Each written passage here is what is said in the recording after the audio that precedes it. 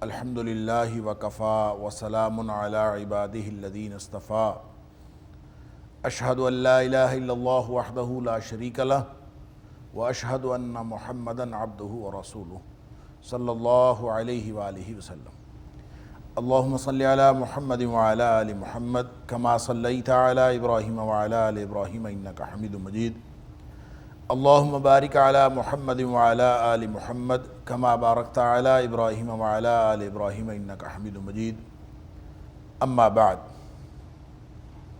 فاعوذ باللہ السمیع العلیم من الشیطان الرجیم من ہمزہ ونفخہ ونفثہ بسم اللہ الرحمن الرحیم وَلْتَكُمْ مِنْكُمْ أُمَّةٌ يَدْعُونَ إِلَى الْخَيْرِ وَيَأْمُرُونَ بِالْمَعْرُوفِ وَيَنْهَوْنَ عَنِ الْمُنْكَرِ وَأُولَئِكَ هُمُ الْمُفْلِحُونَ۔ اور تم میں سے ایک گروہ ضرور ہونا چاہیے یدعون الی الخیر، جو نیکی کی طرف بلائے، بھلائی کی طرف بلائے، وَيَأْمُرُونَ بِالْمَعْرُوفِ، اور وہ نیکی کا حکم دے، وَيَنْهَوْنَ عَنِ الْمُنْكَرِ، اور وہ روکتے ہوں برائیوں سے، وَأُولَئِكَ هُمُ الْمُفْلِحُونَ، اور ایسے ہی لوگ فلاح پانے والے ہیں۔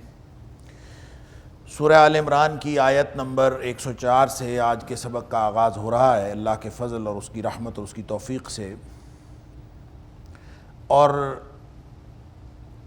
سورہ آل عمران کے مضامین کا یہ تناظر ہمارے ذہن میں رہنا چاہیے کہ آیت نمبر 102 سے 120 تک کی جو آیات ہیں، یہ آیات بنیادی طور پر اس امت کو یعنی خیر امت کو تنظیمی ہدایات دی گئی کہ کون کون سے کام ہیں جو تمہیں کرنے پڑیں گے، کیونکہ اب جو قیادت و سیادت ہے وہ بنی اسرائیل سے نکل کر بنی اسماعیل میں آئی، اور نبی اکرم صلی اللہ علیہ وآلہ وسلم کی جو امت ہے جس کو خیر امت کہا گیا، اس کی ذمہ داریوں کی بات کی گئی ہے کہ کون کون سی ذمہ داریاں اب انہوں نے نبھانی ہیں، کون کون سے کام ان کو کرنے پڑیں گے۔ اس میں اس آیت سے ماقبل آیت کے اندر اعتصام بحبل اللہ کا تذکرہ ہم نے سنا کہ اللہ کی رسی کو سب مل کر اکٹھے ہو کر پکڑ لو، ولا تفرقوا، اور آپس میں فرقے فرقے نہ بنو۔ تو سب سے پہلا کام تو اتحاد و اتفاق ہے، اور اتحاد و اتفاق کس پر ہوگا؟ انہی بنیادوں پر ہوگا جو بنیادیں نبی اکرم صلی اللہ علیہ وآلہ وسلم ہمارے لیے چھوڑ کے گئے۔ اور وہ کون سی دو بنیادیں ہیں؟ کہ اللہ کا قرآن ہے، اور دوسرا صاحب قرآن نبی اکرم صلی اللہ علیہ وآلہ وسلم کا اسوہ، جیسا کہ نبی کریم صلی اللہ علیہ وآلہ وسلم کا وہ بڑا مشہور و معروف فرمان ہے کہ ترکت فیکم امرین، تم میں دو چیزیں چھوڑ کر جا رہا ہوں، لن تضلوا ما تمسکتم بہما، کبھی بھی تم گمراہ نہیں ہوگے، ہرگز گمراہ نہیں ہوگے جب تک تم ان دو چیزوں سے چمٹے رہو۔ اب یہ پہلی ہدایت ہے، گویا یہ بنیاد ہے ہدایت کی۔ اگر خیر امت نے خیر امت بننا ہے تو وہ اسی بنیاد پر خیر امت بنے گی اور بہترین امت بنے گی کہ وہ یہ کام کرے کہ اتحاد و اتفاق ہو اللہ اور اس کے رسول صلی اللہ علیہ وسلم پر۔ اس کا ایک اور معنی بھی ہے کہ اتحاد و اتفاق کے لیے اگر کوئی اور بنیاد فراہم کی جائے تو اس پر اتحاد نہیں ہو سکتا۔ پھر اس کا ایک معنی اور بھی ہے، آیت نمبر 103 کو اگر آپ پھیلاتے جائیں تو اس کی ایکسٹینشن میں یہ بات بھی ہے کہ یہ جو بات فرمائی گئی کہ کنتم علی شفا حفرۃ من النار فانقذکم منہا، کہ تم آگ کے گڑھے کے کنارے پہنچ چکے تھے، اللہ نے تمہیں بچا لیا۔ تو جیسا کہ آپ گزشتہ سبق میں گزشتہ درس میں سن چکے ہیں کہ یہ بنیادی طور پر تو اوس اور خزرج کے حوالے سے یہ آیت نازل ہوئی کہ جو باہمی ان کی لڑائیاں چلتی تھیں اور صدیوں تک چلتی تھیں، اللہ نے ان کا باہمی طور پر فَأَلَّفَ بَيْنَ قُلُوبِهِمْ فَأَصْبَحْتُمْ بِنِعْمَتِهِ إِخْوَانًا، اللہ کی نعمت سے اللہ تعالیٰ نے اپنے انعام سے، اپنے احسان سے ان کو بھائی بھائی بنا دیا۔ اور یہ آگ کے گڑھے کے کنارے پہنچنے کا مطلب اوس اور خزرج کو بالخصوص اور پورے عرب کو بالعموم کہا جا رہا ہے کہ جو بھی گمراہیوں میں معاشرتی طور پر معاشی طور پر، فکری طور پر، عقیدے کے اعتبار سے، عمل کے اعتبار سے جو بھی قوم گمراہیوں کا شکار ہوتی ہے وہ ایسے ہی ہے جیسے وہ آگ کے گڑھے کے کنارے پر پہنچ گئی۔ اور دوسرا، چونکہ اس آیت کی ابتدا میں جڑ جانے کی بات ہے، اتحاد و اتفاق کی بات ہے، اعتصام بحبل اللہ کی بات ہے، تو اس سے یہ مفہوم از خود نکل آتا ہے کہ جو قوم بھی رہتی دنیا تک اعتصام بحبل اللہ سے منہ موڑے گی اور وہ اس طرح سے اللہ کی رسی کے ساتھ نہیں جڑے گی تو گمراہی بھی ان کا مقدر ہوگی، آپس میں نفرتیں بھی ان کا مقدر ہوں گی، آپس کی دشمنیاں بھی ان کا مقدر ہوں گی، اور آگ کے گڑھے کے کنارے بھی وہ پہنچ جائیں گے، اور پھر ان کا آگ ہی مقدر ہوگی اگر وہ واپس نہیں آتے۔ اور واپسی کا ایک ہی طریقہ ہے کہ پھر سے اللہ کی رسی کی طرف آ جائیں اور اصلاح کا عمل شروع کر لیں۔ اسی بات کو اب آگے بڑھایا ہے اور فرمایا وَلْتَكُمْ مِنْكُمْ أُمَّةٌ يَدْعُونَ إِلَى الْخَيْرِ۔ اصلاح کیسے ہوگی؟ امت بہترین بنا دی گئی ہے، اصلاح کیسے ہوگی؟ کوئی لوگ اٹھیں گے تو اصلاح ہوگی، ایسے خواہ اصلاح تو نہیں ہوتی، کسی شخص کو اصلاح کی فکر ہی نہ ہو، ہر بندہ ہر ایک کو اپنی اپنی پڑی ہوئی ہو اور اپنے اپنے معاملات میں ہر شخص خوش ہو، تو پھر تباہی و بربادی اور ذلت و رسوائی کے علاوہ کچھ نہیں ہوتا۔ وہ حدیث آپ نے سنی ہوگی کہ نبی کریم صلی اللہ علیہ وسلم نے فرمایا اذا تبایعتم بالعینہ واخذتم اذناب البقر ورضیتم بالزرع وترکتم الجہاد، جب تمہارے حالات یہ ہو جائیں کہ تم اپنے اپنے کاروباروں میں خوش ہو، اللہ اکبر، اور اپنی اپنی خرید و فروخت میں ہر شخص لگا ہے، اور جو کھیتی باڑی میں لگا ہوا ہے وہ کھیتی باڑی میں لگا ہے، اور جس کی فصل اچھی ہو جاتی ہے وہ اسی پہ خوش ہے کہ میری فصل اچھی ہے، ہر شخص اپنے اپنے کام پہ لگا ہے۔ وَتَرَكْتُمُ الْجِہَاد، اور اللہ کے دین کے لیے جو مر مٹنے کا راستہ تھا وہ چھوڑ دیا۔ یہ کسی کی ترجیح نہیں رہی، اللہ کا دین کسی کی ترجیح ہی نہیں رہا، تو پھر ایسی قوم جو ہے اس کے اوپر تو ذلت و رسوائی مسلط ہو جاتی ہے اور گمراہی ان کا مقدر ہوتی ہے، آگ کے گڑھے کا کنارہ ان کا مقدر ہوتا ہے۔ تو نبی کریم صلی اللہ علیہ وسلم نے فرمایا اگر ایسے حالات ہو جائیں تو سلط اللہ علیکم ذلن، اللہ تمہارے اوپر ذلت و رسوائی مسلط کر دے۔ اور ذلن کا لفظی معنی محکومی ہوتا ہے، زور چھن جانا، قوت کا چھن جانا ذلالت ہوتی ہے، تو فرمایا کہ اللہ تعالیٰ تمہارے اوپر محکومی مسلط کر دے گا، مغلوبیت مسلط کر دے گا، ذلت و رسوائی تمہارے اوپر مسلط ہو جائے گی۔ کون کرے گا؟ اللہ۔ اور پھر ظاہر ہے جس نے مسلط کی ہے وہی واپس ہٹائے گا تو ہٹے گی نا، تو فرمایا لا ينزعہ، وہ اس کو کبھی نہیں ہٹائے گا، حتی ترجعوا الی دینکم، جب تک تم اپنے دین کی طرف واپس نہیں لوٹو گے، اپنے دین کو بنیادی ترجیح نہیں بناؤ گے، اس وقت تک اللہ تمہارے اس ذلت و رسوائی کو کبھی ختم نہیں کرے گا۔ تو اس کا مطلب یہ ہے کہ اگر ذلت و رسوائیوں سے بچنا ہے تو اعتصام بحبل اللہ، اللہ کی رسی کے ساتھ جڑ جانا اور اس دین کو لے کے اٹھنا جو نبی اکرم صلی اللہ علیہ وسلم کا دین ہے، تو یہ کون کرے؟ گویا امت میں اصلاح کا کام اگر نہیں ہوتا، امت کے اندر اگر کوئی گروہ اٹھ کے بھلائی کا کام نہیں کرتا، یعنی جس نے بچنا ہے ایسی گمراہیوں سے، جس نے بچنا ہے نفرتوں سے، جس نے بچنا ہے باہمی دشمنیوں سے اور خانہ جنگی سے، اس کا ایک ہی طریقہ ہے کہ کم از کم ایک گروہ تو ہونا چاہیے نا جو اٹھ کھڑا ہو اصلاح کے لیے۔ میں نے عرض کیا کہ قرآن کا فلسفہ تاریخ یہ ہے کہ جب قومیں تباہی کے دہانے پر پہنچتی ہیں تو دو میں سے ایک فیصلہ یقینی ہوتا ہے۔ ایک فیصلہ تو اللہ یہ فرماتا ہے کہ اللہ تعالیٰ اس قوم کو تباہ و برباد کر دیتا، اس کی جگہ پر اللہ تعالیٰ نئی قوم لے آتا۔ ایک فیصلہ اس کی واپسی کا ہوتا ہے کہ اس قوم کی وہاں سے واپسی ہو جائے۔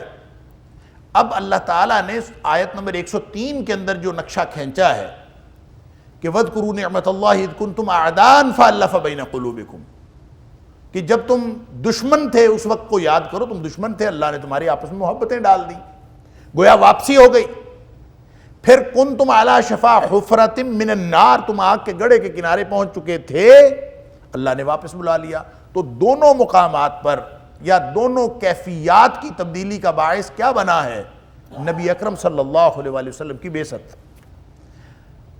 اور سابقہ امتوں میں بھی جب کبھی تباہی کے دہانے پر امتیں پہنچتی تھیں تو اللہ ان کے اندر نبی مبعوث فرما دیتا تھا، اور جب نبی آتا تھا اور اللہ کا نبی آ کے اللہ کا پیغام پہنچاتا تھا، جن قوموں نے اصلاح کی اس بات پر اور نبی کی اس دعوت پر لبیک کہا، تاریخ بتاتی ہے کہ وہ قوم کبھی تباہ و برباد نہیں ہوئی، اور جس قوم نے نبی کی دعوت کو ٹھکرایا، تاریخ بتاتی ہے کہ اس کا انجام سوائے تباہی کے اور کچھ نہیں ہوا۔ یہ قوم عاد و سمود کو کیا ہوا، قوم لوط کو کیا ہوا، اصحاب الایکہ کیا تھے، قوم تبع کیا تھی، یہ ساری تفصیلات اللہ کریم نے قرآن پاک کے اندر بار بار اسی لیے بیان کی ہیں کہ تمہیں سمجھ آ جائے کہ تاریخ کیسے بنتی ہے اور قوموں کا عروج و زوال کس بنیاد پر ہوتا ہے۔ اب اگر ہمیں اصلاح چاہیے، خیر امت کے لیے ضابطہ دیا جا رہا ہے کہ وَلْتَكُن مِّنكُمْ أُمَّةٌ يَدْعُونَ إِلَى الْخَيْرِ، تمہارے اندر اگر اصلاح کا عمل جاری ہے تو اس ساری گمراہی سے بچنے کے لیے تم میں سے ایک گروہ اٹھنا چاہیے، کیونکہ اب نبی تو آنا کوئی نہیں۔ اب اگر ہم اسی حالت پر پہنچ گئے تو نبی تو نہیں آنا، قیامت تک نبی اکرم صلی اللہ علیہ وآلہ وسلم کی نبوت چلے گی، تو اب نبی نہیں آنا، تو اب یہ کام امتیوں پر آ گیا، اور امتی کون ہے؟ میں اور آپ، ہم سب امتی ہیں۔ تو وَلْتَكُم مِّنكُمْ أُمَّةٌ، تم میں سے ایک گروہ ایسا ہونا چاہیے، اللہ اکبر، یدعون الی الخیر، جو بھلائی کی طرف بلائے، یامرون بالمعروف، نیکی کا حکم دے، وینہون عن المنکر، اور برائی سے منع کرے۔ اگر یہ کام کرنے والا ایک گروہ موجود ہوگا تو اس کا مطلب یہ ہے کہ پھر اس تباہی و بربادی سے بچا جا سکتا ہے۔ فرمایا وَأُولَئِكَ هُمُ الْمُفْلِحُونَ، یہی تو کامیاب ہوں گے۔ گویا ہمارے ذمے اصلاح کی کوشش، امر بالمعروف اور نہی عن المنکر، یہ ہمارے ذمے لگایا گیا ہے۔ اور اس میں مفسرین نے لکھا ہے، ایک تو بات یہ ہے کہ اصلاح کا عمل کرنے والا گروہ کسی بھی امت میں موجود ہوگا تو اللہ تعالیٰ عذاب نازل نہیں کرے گا۔ یہ گمراہیاں، یہ کیفیات، آگ کے گڑھے کے کنارے پہنچنا اور گمراہی میں اور دشمنیوں میں اور باہمی خانہ جنگی میں مبتلا ہو جانا، یہ کیفیات کسی ایسی امت کو درپیش نہیں ہو سکتی جن کے اندر اصلاح کا عمل جاری۔ اصلاح کا عمل اگر رک گیا تو پھر یقیناً تباہی و بربادی ہوگی۔ سورہ ہود کے اندر اللہ تعالیٰ نے فرمایا وَمَا كَانَ رَبُّكَ لِيُهْلِكَ الْقُرَىٰ بِظُلْمٍ وَأَهْلُهَا مُصْلِحُونَ، تیرا رب ایسا نہیں ہے کہ وہ کسی بستی کو تباہ و برباد کر دے ظلم کے ساتھ، جبکہ اس بستی والے لوگ اصلاح کا عمل جاری رکھے ہوئے۔ وَأَهْلُهَا مُصْلِحُونَ، اگر بستیوں میں اصلاح کا عمل جاری ہے، لوگ چل پڑے ہیں اصلاح کی طرف، تو سمجھ لیجئے کہ واپسی کا عمل شروع ہو گیا۔ اب اللہ تباہ و برباد نہیں کرے گا۔ جہاں اصلاح کا عمل ہو رہا ہوتا ہے، یہ گویا واپسی کا عمل، واپسی کے عمل کی ابتدا ہے۔ یہ الگ بات ہے کہ واپسی ہو چاہے تباہی ہو، دونوں ایک دن میں نہیں ہوتی۔ ایسا نہیں ہوتا کہ یہ نتیجہ فوراً نکل آئے، دہائیاں لگتی ہیں اس پہ، بعض اوقات صدیاں لگتی ہیں واپسی پہ بھی، اور تباہی پہ بھی اور واپسی پہ بھی صدیاں بھی لگ سکتی ہیں، دہائیاں بھی لگ سکتی ہیں، اس لیے کہ اللہ کے ہاں گنتی اور ہے دنوں کی، ہمارے ہاں گنتی اور ہے دنوں کی۔ ہمارا 1000 سال ہوتا ہے تو اللہ کے ہاں ایک دن ہوتا ہے، اور اگر اللہ کے ہاں یہ فیصلہ ہو جائے تباہی و بربادی کا کہ ان کو ایک دن میں تباہ کرنا ہے تو 10 صدیاں تو گزر جائیں گی تباہی و بربادی میں۔ اگر واپسی کا فیصلہ ہو جائے کہ آدھے دن میں واپسی ہو جائے گی تو 500 سال تو گزر جائیں گے واپسی پر، لیکن بہرحال معیار اس کا یہ ہے، اللہ جانتا ہے کہ کب واپسی ہوگی کہ نہیں ہوگی۔ واپسی کا سفر یا واپسی کے نتائج ہماری کون سی نسل انجوائے کرے گی، کس نسل کو یہ فائدہ ہوگا، لیکن ہماری جو اصلاح کا عمل ہے وَلْتَكُم مِّنكُمْ أُمَّةٌ يَدْعُونَ إِلَى الْخَيْرِ، کوئی نہ کوئی گروہ تو ایسا ہونا چاہیے کہ جو اصلاح کا عمل جاری رکھے ہوئے ہو، وہ اپنی بھی اصلاح کرے اور دوسروں کی بھی اصلاح کرے۔ اور يَدْعُونَ إِلَى الْخَيْرِ کی جب بات ہوتی ہے نا، خیر کی طرف بلانا، تو اس کا مطلب لازمی نہیں ہے کہ وہاں پہ شر ہوگا تو خیر کی طرف بلایا جائے آ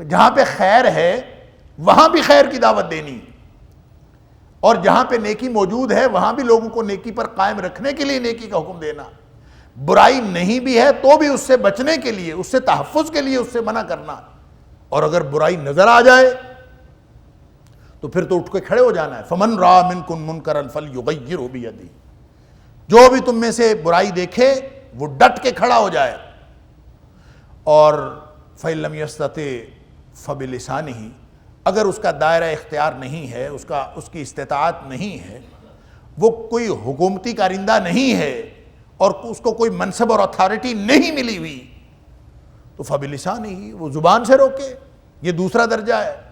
اور جو دوسرے درجے کا بھی امر بالمعروف اور نہی عن المنکر نہیں کر سکتا، فَإِن لَّمْ يَسْتَطِعْ فَبِقَلْبِهِ، تو کم از کم دل سے تو برا سمجھے، اور دل سے اگر برا سمجھے گا وَذَلِكَ أَضْعَفُ الْإِيمَانِ، تو یہ ایمان کا آخری اور کمزور ترین تقاضا ہے کہ یہ کرے۔ یہاں پہ مفسرین نے ایک بات اور لکھی کہ وَلْتَكُم مِّنكُم میں جو من آیا ہے نا لفظ، اس سے ہم نے یہ ترجمہ کیا، اور عام طور پہ سارے مترجمین یہی ترجمہ کرتے ہیں اور بنتا بھی یہی ہے کہ وَلْتَكُم مِّنكُمْ أُمَّةٌ، تم میں سے ایک گروہ ہونا چاہیے، منکم تم میں سے، اور یہ جو من ہے نا من، اس سے یہ لگتا ہے کہ کچھ لوگ ہونے چاہیے، سارے لوگوں کے لیے کمپلسری نہیں ہے۔ یہاں سے بات یہ سمجھ میں آتی ہے کہ ایک گروہ امت کے اندر اگر اصلاح کا کام کر رہا ہے تو گویا یہ فرض کفایہ ہے، باقی ساری امت کی طرف سے ادا ہو رہا ہے، اور جہاں اصلاح کا عمل جاری ہے اس قوم کو اللہ تباہ و برباد نہیں کرتا۔ بظاہر اس کا مفہوم یہی ہے، لیکن مفسرین نے لکھا ہے کہ قرآن پاک کا اسلوب یہ ہے، اور عربیت کے اندر یہ اسلوب موجود ہے کہ من ہمیشہ تبعیض کے لیے نہیں آتا، من ہمیشہ کچھ لوگوں کو مخصوص کرنے کے لیے نہیں آتا، من کل کے لیے بھی استعمال ہوتا ہے۔ مثلا اس کی مثال ہے سورہ حج کی آیت نمبر 30 ہے غالباً، فَاجْتَنِبُوا الرِّجْسَ مِنَ الْأَوْثَانِ، کہ بتوں کی جو ناپاکی ہے اس سے بچو۔ اب اس کا مطلب یہ تو نہیں ہے کہ صرف بتوں کی ناپاکی سے بچنا ہے، باقی ناپاکیوں سے نہیں بچنا۔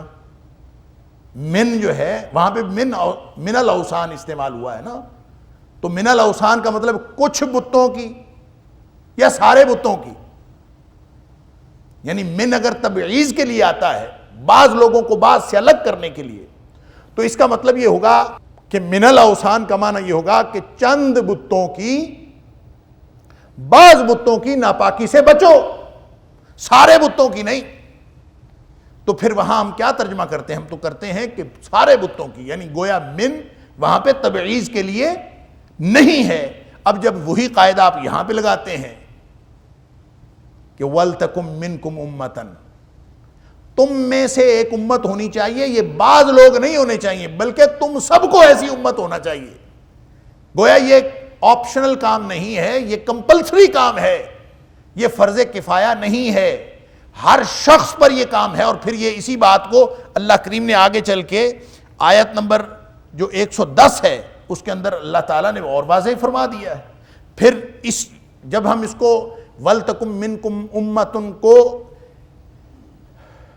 کمپلسری کام گردانتے ہیں، اور یہ کمپلسری ثابت ہو جاتا ہے کہ من تبعیض کے لیے نہیں ہے، تو پھر یہی بات آگے جا کے اللہ تعالیٰ نے فرمائی كُنتُمْ خَيْرَ أُمَّةٍ أُخْرِجَتْ لِلنَّاسِ، تم ہو ہی ایسی امت۔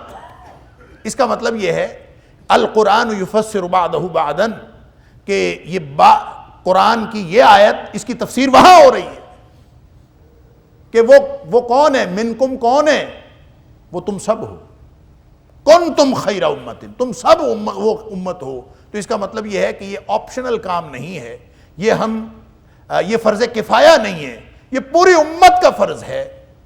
اس کی وجہ یہ ہے کہ جو شخص امر بالمعروف اور نہی عن المنکر کی دعوت نہیں دیتا، چاہے وہ کسی بھی پوزیشن پہ ہے، وہ اگر ادنا ترین پوزیشن میں ہوگا تو کم از کم دل سے تو کرے، دل سے تو برا سمجھے، اگر وہ اس سے تھوڑا بہتر ہوگا تو وہ زبان سے برا کہے گا، برائی کو برائی کہو، نیکی کو نیکی کہو اور نیکی کا حکم دو۔ یہ گویا آپشنل کام نہیں ہے، جب یہ کام کرو گے تو توحید کا تقاضا پورا ہوگا، اللہ تعالیٰ نے قرآن میں فرمایا ہے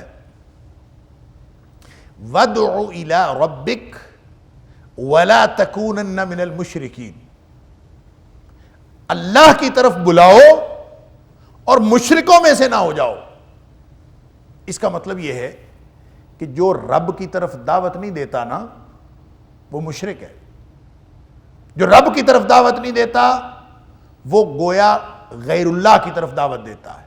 ہر شخص داعی ہے، بنیادی طور پر اس کا کردار لوگوں کے لیے ایک نمونہ بنتا ہے، لوگ اس سے انسپائر ہو رہے ہوتے ہیں، بہت ساری دنیا جو ہے وہ اس سے فائدہ اٹھا رہی ہوتی ہے، بہت ساری لوگ اس کے کردار کو دیکھ کر تحریک پکڑ رہے ہوتے ہیں۔ تو چاہے آپ برائی کی طرف لے کے جا رہے ہوں، چاہے آپ نیکی کی طرف لے کے جا رہے ہوں، لیکن ہر شخص کسی نہ کسی کے لیے متاثر کن کردار ادا کر رہا ہوتا ہے۔ اس لیے فرمایا کہ یہ وَادْعُ إِلَىٰ رَبِّكَ، تمہارا ہر کام تمہیں دیکھ کے اللہ یاد آنا چاہیے، تمہاری بات سن کے رب کی طرف دعوت ملنی چاہیے، اور جس کی بات سننے کے بعد، جس کو دیکھنے کے بعد، جس کے پاس صحبت اختیار کرنے کے بعد انسان کو اللہ یاد نہیں آتا تو اس کا مطلب ہے وہ غیر اللہ کی طرف بلاتا، اس کی دعوت کسی اور طرف ہے۔ وَلَا تَكُونَنَّ مِنَ الْمُشْرِكِينَ، مشرکوں میں سے نہ ہو جانا۔ اس کا مطلب یہ ہوا کہ یہ ساری آیات یہ بتاتی ہیں، اور ان آیات کو جب ہم جوڑ لیتے ہیں تو بات یہ سمجھ میں آتی ہے کہ وَلْتَكُمْ مِنْكُمْ أُمَّةٌ،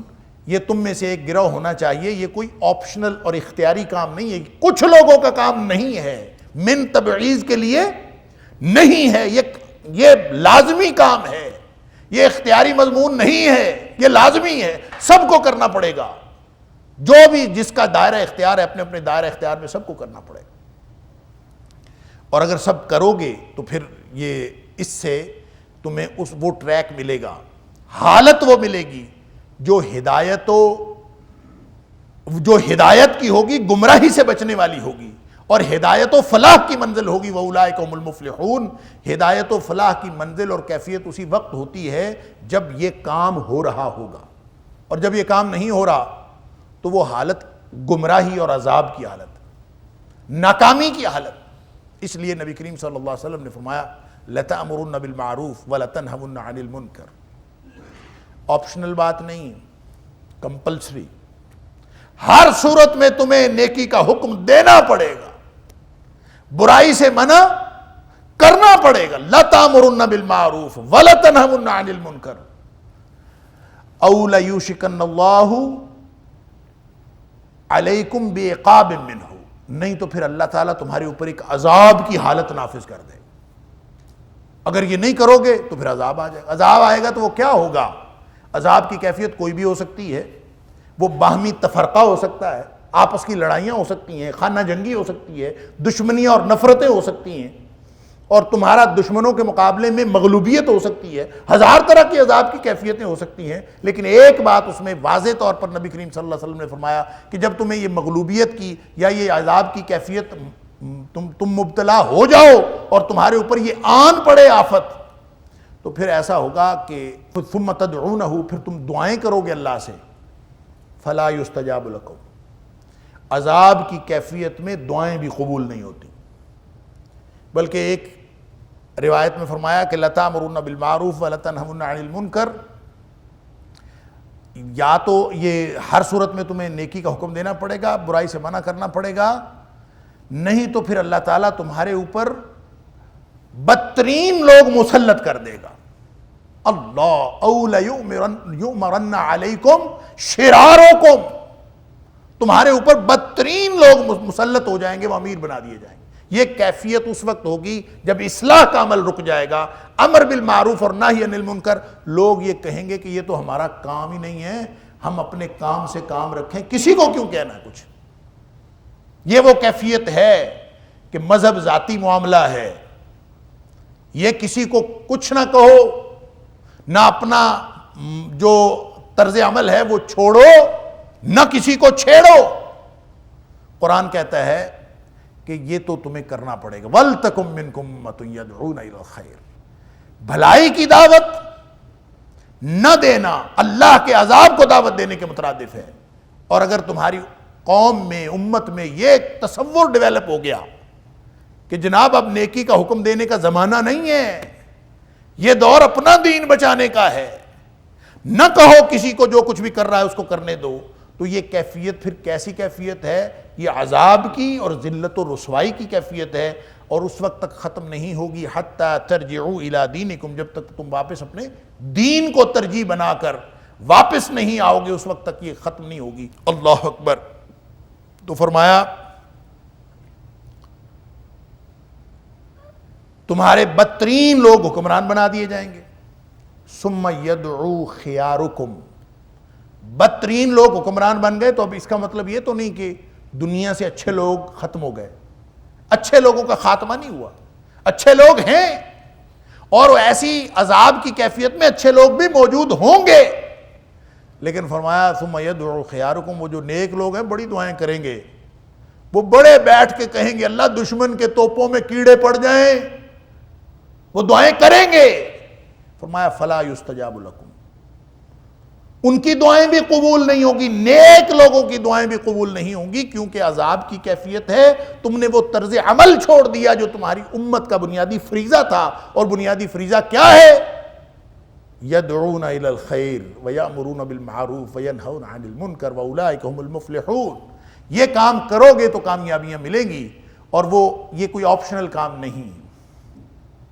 یہ بات میں پہلے بھی عرض کر چکا ہوں کہ بنی اسرائیل کے اوپر جب عذاب آیا تھا نا، تو ان کے علماء نے ان کو ابتداءً روکا تھا جب وہ گمراہیوں میں مبتلا ہوئے. حدیث کے اندر آتا ہے کہ نبی کریم صلی اللہ علیہ وسلم نے فرمایا کہ جب بنی اسرائیل گمراہیوں میں مبتلا ہوئے تھے تو ایسا نہیں تھا کہ ان کے علماء نے بالکل نہیں روکا، ان کے علماء نے روکا تھا، لیکن وہ لوگ باز نہیں آئے. جب وہ باز نہیں آئے تو پھر علماء نے ان کے ساتھ کمپرومائز کر لیا، پھر علماء نے کہنا چھوڑ دیا، پھر علماء نے ان کے ساتھ ملنا جلنا، کھانا پینا جاری رکھا، آپس میں معاملات صلح صفائی کے ساتھ جاری رہے، اور ان کو کچھ کہنا چھوڑ دیا.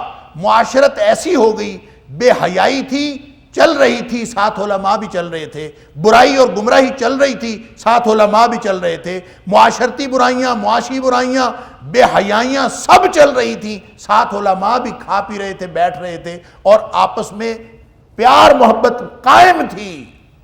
اللہ کے رسول صلی اللہ علیہ وسلم فرماتے ہیں تو پھر اللہ تعالیٰ نے ان کے دل آپس میں ملا دیے. جب ان کے دل آپس میں ملا دیے تو پھر ان کے اوپر لعنت کر دی. پھر سب رگڑے گئے، علماء بھی رگڑے گئے، جہلاء بھی رگڑے گئے، عوام الناس بھی رگڑے گئے، سب کے اوپر لعنت ہوئی. اس لیے کہ جب عذاب آتا ہے نا تو اللہ کا قانون ہے کہ عذاب پھر کسی کو نہیں دیکھتا، نہ بلندی نہ پستی. اذا انزل اللہ تعالی بقوم عذابا، جب اللہ کسی قوم پر عذاب نازل کرتا ہے، بخاری شریف کی حدیث ہے، اللہ تعالیٰ جب کسی قوم پر عذاب نازل کرتا ہے، اصاب العذاب من کان فیہم، ان کے اندر پھر نیک بد، چھوٹے بڑے، عورتیں بچے سب عذاب کی لپیٹ میں آ جائیں. پھر کسی کو اللہ تعالیٰ نہیں دیکھتا، کوئی نیک ہے کوئی کیسا ہے. جب عذاب آتا ہے تو اس کی لپیٹ میں سب آتے ہیں. اصاب العذاب من کان فیہ، ہر ایک پر عذاب آتا. البتہ فرق یہ ہے ثم بعثوا علی اعمالہم، جب قیامت کے دن اٹھائے جائیں گے تو ہر شخص اپنے اعمال کے مطابق اٹھایا جائے گا. جو نیک ہوگا وہ نیکی پر اٹھایا جائے گا، جو بد ہوگا وہ بدی پر اٹھایا جائے گا، منافق ہوگا نفاق پر اٹھایا جائے گا. ہر شخص کو اپنے کردار کے مطابق اور اس کے اعمال کے مطابق اٹھایا جائے گا. لیکن عذاب کا شکار ایک دفعہ سب ہو جاتا ہے. لہٰذا جب نبی کریم صلی اللہ علیہ وسلم نے دیکھیں بنی اسرائیل پر جو لعنت کی وجہ ہے، یہ جو نبی پاک صلی اللہ علیہ وسلم فرما رہے ہیں، یہ قرآن پاک کی ہی تشریح ہے. سورہ مائدہ کے اندر اللہ تعالیٰ نے فرمایا کہ ان کے اوپر جو لعنت ہوئی نا علی لسان داود، کہ وعیسیٰ ابن مریم، حضرت عیسیٰ علیہ السلام اور حضرت داود علیہ السلام کی زبان پر اللہ نے بنی اسرائیل کے اوپر لعنت کر. اور لعنت کا مطلب ہوتا ہے اللہ کی رحمت سے ہمیشہ کے لیے دوری. ان کے اوپر لعنت ہو گئی، اور وجہ اس کی اللہ تعالیٰ نے فرمائی کانوا لا یتناہون عن منکر فعلوہ. ان کے اوپر لعنت کی جو مین وجہ ہے وہ یہ کہ ان کے معاشرے کے اندر جو برائیاں تھیں، جو وہ کرتے تھے، جو ساری امت مبتلا ہو گئی تھی، اس سے وہ منع نہیں کرتے تھے. برائی کو برائی نہیں کہتے تھے، آپس میں کمپرومائز کر لیا تھا. کانوا لا یتناہون عن منکر فعلوہ، کہ جو کچھ وہ کرتے تھے اس سے وہ منع ہی نہیں کرتے، تو کہتے تھے خیر ہے، یہ ان کا ذاتی معاملہ ہے، ہمیں کیا ضرورت ہے ان کو کچھ کہنے کی.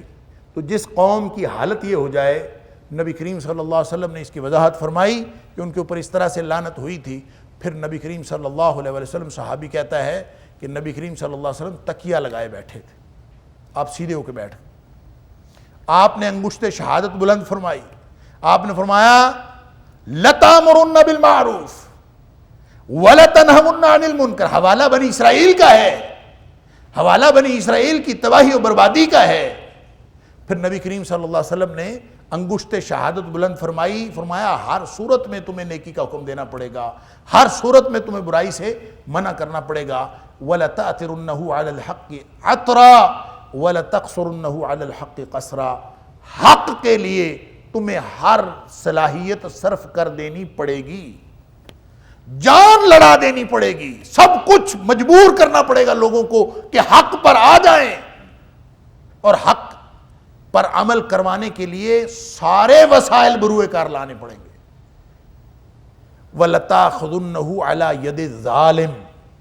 ظالم کا ہاتھ پکڑنا پڑے گا،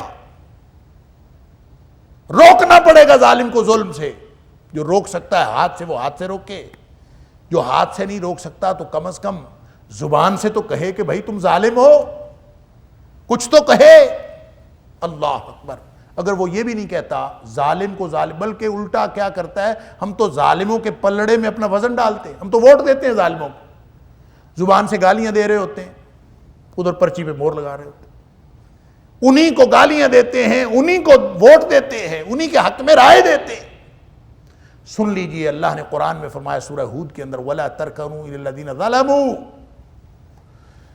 لوگوں ظالموں کے حق میں کبھی ووٹ نہ ڈالنا. ترکنو کا مطلب ہے مائل نہ ہو جانا، ان کی طرف جھکاؤ نہ ہو جانا. وَلَا تَرْكَنُوا إِلَى الَّذِينَ ظَلَمُوا. ظالموں کے حق میں کبھی اپنا وزن نہیں ڈالنا، اپنا جھکاؤ کبھی ظالم کی طرف نہ کرنا.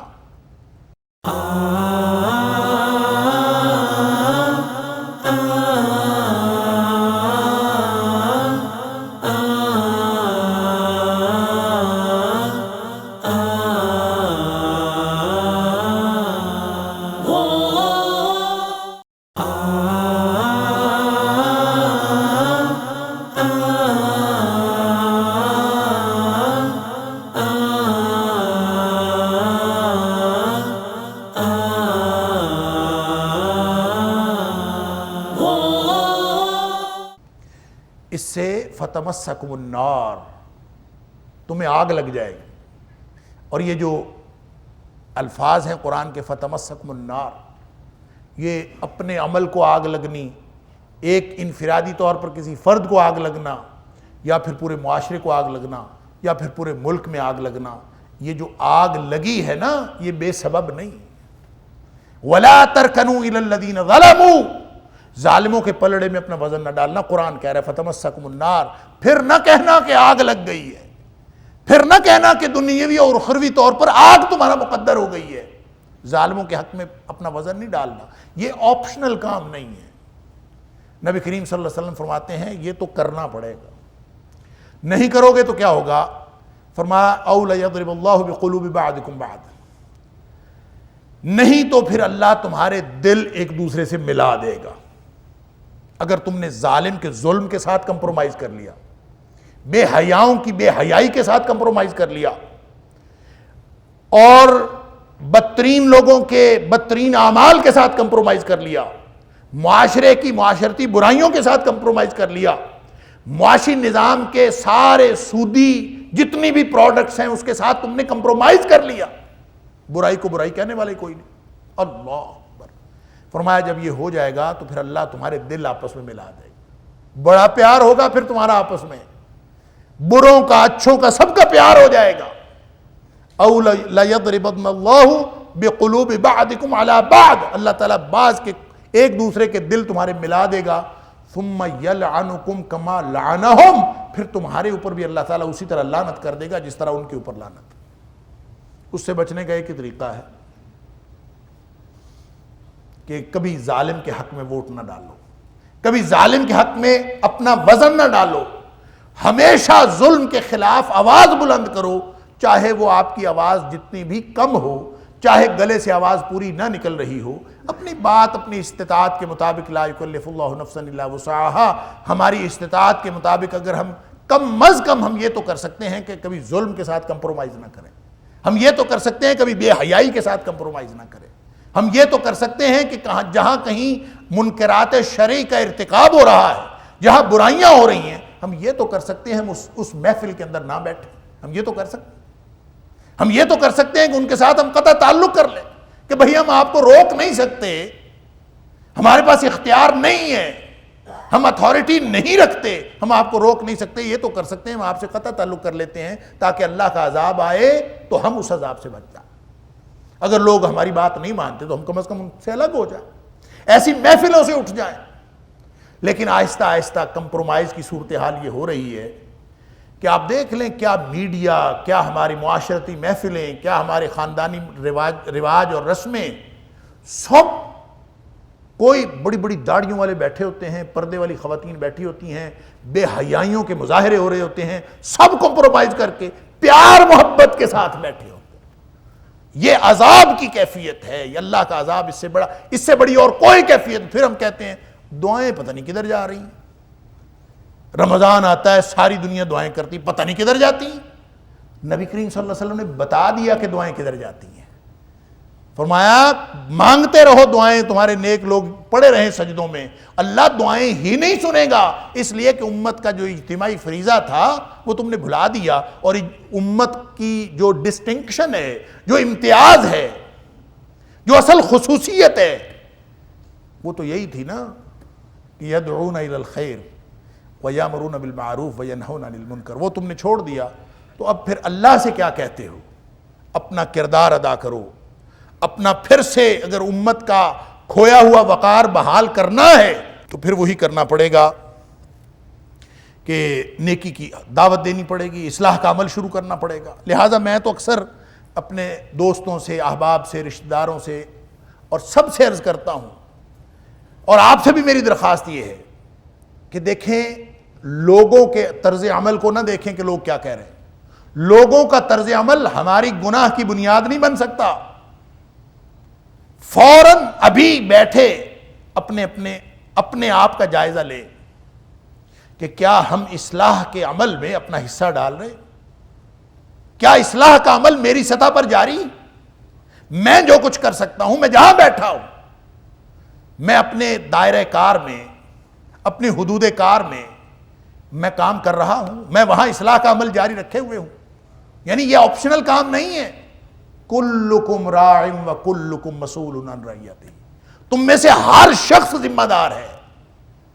کسی کے پاس کسی کی ذمہ داری بہت ہی مختصر ہو، اس کے گھر والوں کی بھی ذمہ داری اس کی نہ ہو، تو کم از کم وہ اپنے آپ پر، یہ 5-6 فٹ کی جو دنیا ہے اس کا تو بادشاہ یہ خود ہے، اس کا ذمہ دار تو یہ ہے، اپنے گھر کا ذمہ دار ہے، اور اگر کوئی ملک کا سربراہ ہے تو وہ پورے ملک کا ذمہ دار ہے۔ تو اپنی اپنی ذمہ داری جو ایریا آف جورسڈکشن ہے، کلکم راع وکلکم مسئول عن رعیتہ، قیامت کے دن جواب دینا پڑے گا۔ یہ نہیں وہاں پہ بہانہ چل سکتا کہ حکمرانوں نے اسلام نافذ نہیں کیا، حکمرانوں نے اسلام نافذ نہیں کیا تو انہوں نے اپنی قبر میں جانا ہے۔ تم نے اپنے گھر میں اسلام نافذ کیا؟ تم نے اپنے اوپر اسلام نافذ کیا؟ یہ 5-6 فٹ کی دنیا، یہ 5-6 فٹ کا ملک، یہ تو اللہ نے تمہیں دیا ہے نا، اس پر اسلام نافذ کرو، اللہ سے وہ ثواب لے لو جیسے پوری دنیا پر اسلام نافذ کیا، کرو تو صحیح۔ یہ آپشنل کام نہیں ہے، کلکم راع وکلکم مسئول عن رعیتہ۔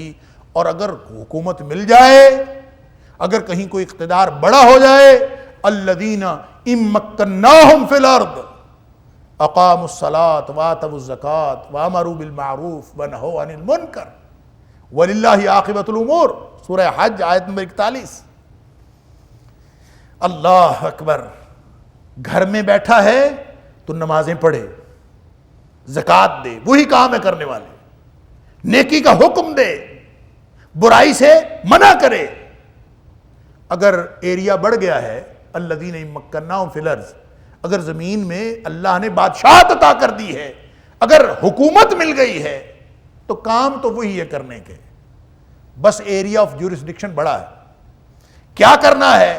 حکومت مل گئی ہے تو اب وہ پہلے نمبر کے ایمان کا اظہار ہوگا.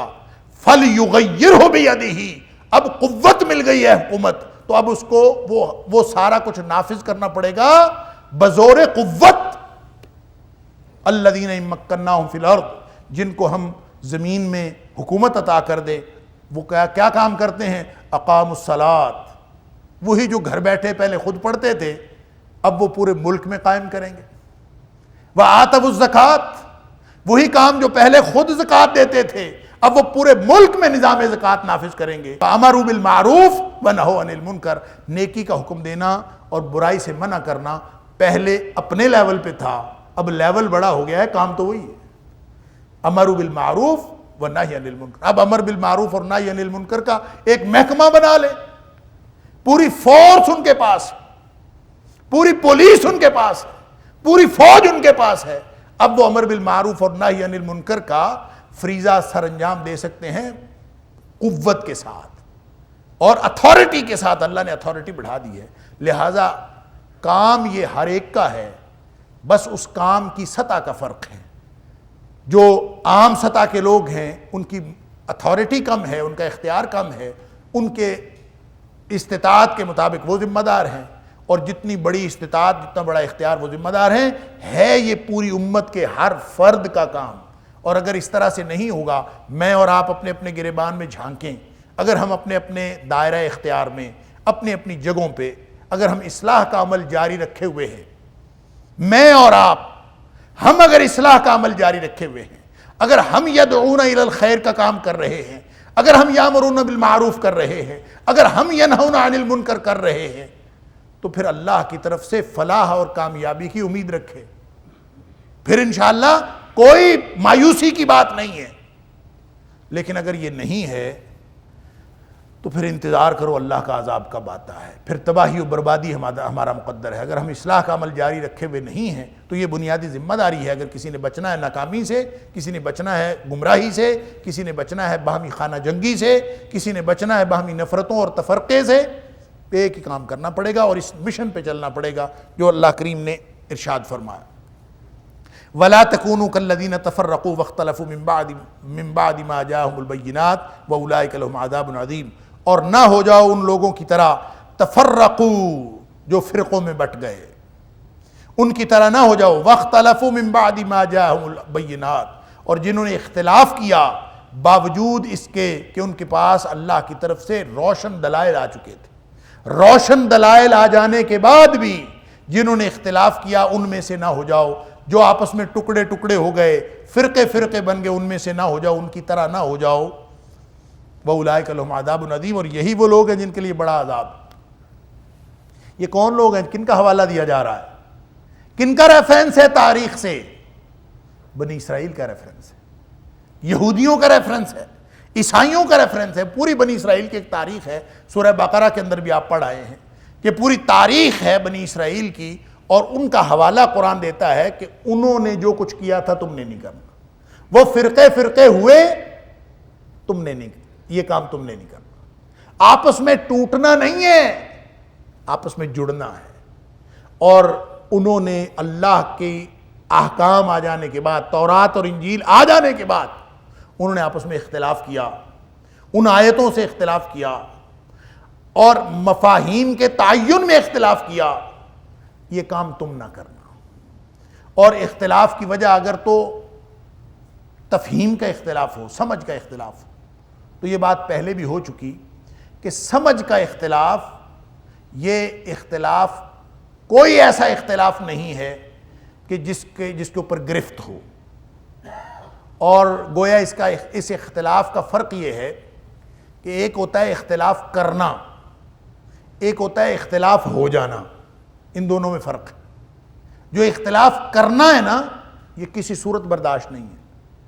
یہ اختلاف عذاب کا باعث ہے. وَلَهُمْ عَذَابٌ عَظِيمٌ.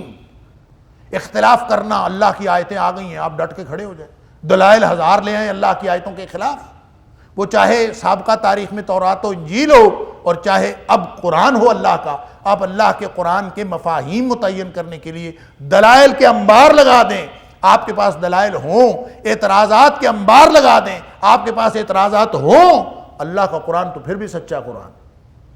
اعتراضات ہونا، اختلاف کرنا، یہ سخت گناہ ہے، یہ عذاب کا باعث ہے۔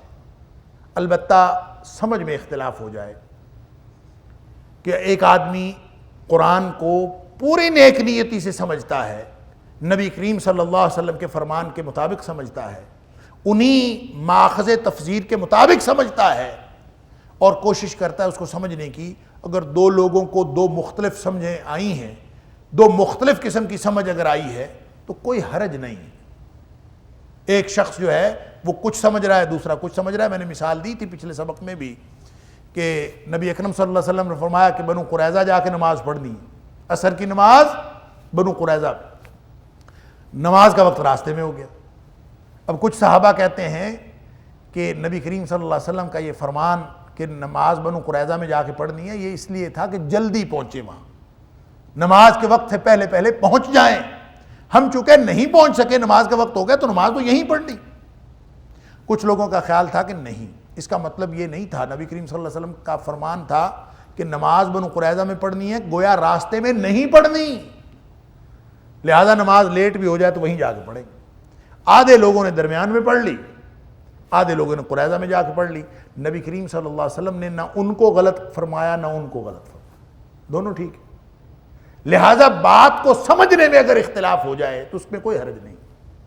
البتہ آپ اگر دلائل کے انبار لگا دیں قرآن کی بات کو غلط ثابت کرنے کے لیے، نبی کریم صلی اللہ علیہ وسلم کی بات کو غلط ثابت کرنے کے لیے، یا آپ کو پسند نہ آئے، آپ کے دماغ میں فٹ نہ بیٹھے، تو آپ کہہ دیں میں اس کو نہیں مانتا۔ اور اتنے یہ تو آج کل کے جو نام نہاد اسکالرز ہیں، جو نام نہاد علماء ہیں، جو آج کل بغیر پڑھے لکھے، جس کا بیک گراؤنڈ، کسی کا بیک گراؤنڈ جو ہے وہ میٹیریل سائنسز ہے، کسی کا بیک گراؤنڈ انجینئرنگ سائنسز ہے، کسی کا کچھ ہے، کسی کا کچھ ہے، وہ اپنی پتہ نہیں کس بیک گراؤنڈ کو لے کے، دین جن کا بیک گراؤنڈ ہی نہیں ہے، جنہوں نے بنیادی طور پر کسی استاد کے پاس بیٹھ کر زانوِ تلمذ طے ہی نہیں کیا، وہ لوگ آج دین کے اندر نئی نئی باتیں بتاتے ہیں، اور وہ یہ بتاتے ہیں کہ اس طرح کرنا چاہیے اور اس طرح کرنا چاہیے۔ اللہ اکبر! یہ وہ اختلاف ہے کہ جو اختلاف عذاب کا باعث ہے۔ اب کون سا علم آپ کو کیسے حاصل ہوگا؟ اب دیکھیں، ایک علمی روایت ہے، ایک علمی ٹریڈیشن ہے، ایک علم کی نسبت ہے۔ اگر آپ نے اللہ کا علم لینا ہے، العلم وہ تو اللہ کا نازل کردہ علم ہے، لہٰذا آپ اس کے ساتھ جڑنا چاہتے ہیں تو آپ کو اسی علمی روایت کے ساتھ جڑنا ہوگا۔ آپ جب سند کی بات کرتے ہیں، سند حاصل کر لیے، وہ آج کل تو سرٹیفکیٹ ملتے ہیں نا، چھپے ہوئے سرٹیفکیٹ، یہ اصل سند اس کا نام نہیں ہے۔ جو استاد اپنے شاگرد کو سند دیتا تھا نا، وہ سند یہ دیتا تھا کہ میں نے اس کو علم پڑھایا ہے،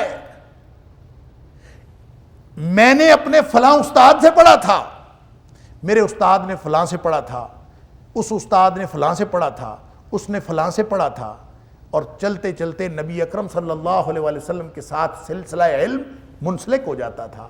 پھر وہ اس کی ڈائری میں لکھ کے دیتا تھا کہ یہ تمہاری سند علم ہے، یہ تمہارے علم کی لڑی ہے، یہ تم اس علمی روایت کے ساتھ جڑ گئے ہو، اس کا نام سند ہوتا تھا۔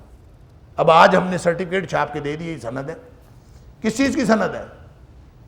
کہاں امتحان ہوا، کہاں کچھ ہوا، کس علمی روایت کے ساتھ آپ جڑے؟ علمی روایت کے ساتھ جو جڑے گا، اس کا علم، اس کو جو سمجھ آئے گی نا، وہ خود پڑھنے سے سمجھ نہیں آ سکتی۔ جو شخص یہ کہے کہ میں خود پڑھ لیتا ہوں، کوئی بات نہیں، میں لغت کی مدد سے پڑھ لیتا ہوں، بھئی قرآن میرے اوپر نازل ہوا ہو یا آپ کے اوپر نازل ہوا ہو تو پھر تو آپ اس کو پڑھیں اپنی مرضی سے۔ یہ نازل کس پر ہوا ہے؟ نبی اکرم صلی اللہ علیہ وسلم۔ لہذا جس پر نازل ہوا ہے، ذمہ داری اس کی ہے۔ وَأَنزَلْنَا إِلَيْكَ الذِّكْرَ لِتُبَيِّنَ لِلنَّاسِ مَا نُزِّلَ إِلَيْهِمْ لوگوں کو نبی اکرم صلی اللہ علیہ وسلم نے بتانا ہے کہ ان کے اوپر کیا نازل ہوا ہے. لہٰذا کسی کو لغت سے یہ سمجھ آئے کہ صلاۃ کے 22 معنی ہیں، لغت کے اعتبار سے 22 مفاہیم کا تعین ہو سکتا ہے، لیکن جب نبی کریم صلی اللہ علیہ وسلم نے بتا دیا صلو کما رأیتمونی اصلی، اس طرح سے نماز پڑھو جیسے مجھے نماز پڑھتا دیکھتے ہو، تو صلاۃ کا معنی متعین ہو گیا. اب کوئی شخص نبی کریم صلی اللہ علیہ وسلم کے اس متعین کیے ہوئے معنی کے خلاف نہیں کر سکتا، اس کے پاس کوئی اختیار نہیں، اس کو اس علمی روایت سے جڑنا پڑے گا، اگر نہیں جڑتا تو پھر اختلاف ہے.